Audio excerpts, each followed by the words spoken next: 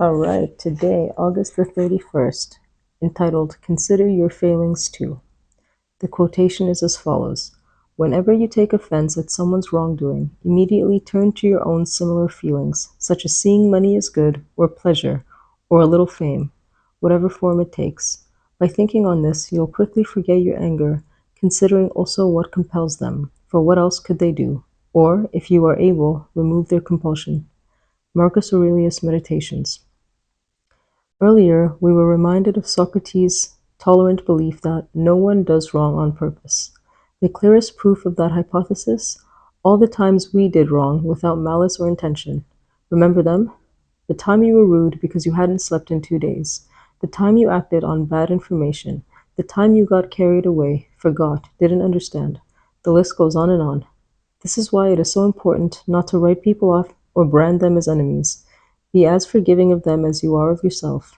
Cut them the same slack you would for yourself so that you can continue to work with them and make use of their talents. All right, so it's asking us to remember the times when we had our own shortcomings, when we acted in perhaps less than optimal ways, and there were external circumstances that led to this. And I think it's reminding us to be tolerant of other people. I do think that this has a limit.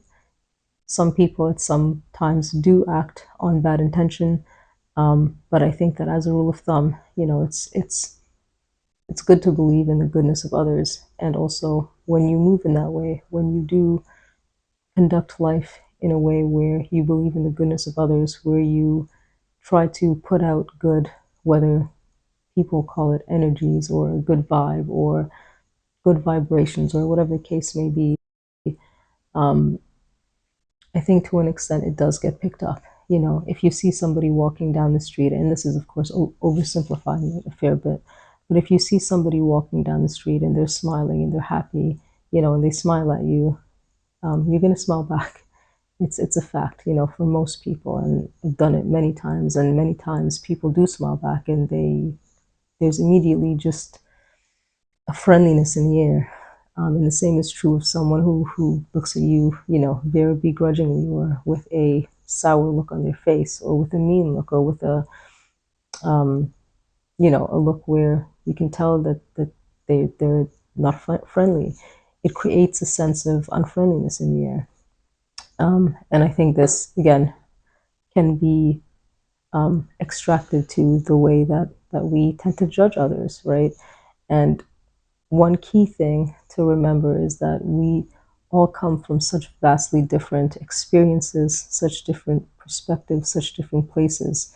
And we may be experiencing the very same moment, but everything that has led up to this shared moment that we are experiencing, is coming from completely different places in some way.